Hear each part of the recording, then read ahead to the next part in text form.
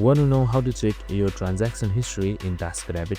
Well, no worries. In this video, I'm going to show you an easy step-by-step guide on how you can do it. It's super simple and under a minute, so let's get straight to it. Now, first things first, simply open up your TaskRabbit website. So you can just simply head towards TaskRabbit.com on your web browser and it should be here. So once you're here, make sure you are logged in as well. We have also created a video on how to log in, so make sure to watch it. So on the top right side, you should be seeing something known as account. So you can just simply select that. So now once you have selected that, here your account section should load where your profile is given, and on the leftmost side you should be seeing transactions. So simply select that. And once you have selected transaction, here you should be seeing your transaction history. So if you have any transaction history, it should be shown right here with your deposits, and you can also download it by selecting download transaction history, and it should be downloaded by PDF. And that's it. I hope this video helped. If it did, make sure to like, subscribe, and tune in with us for more of these videos. See you in the next one.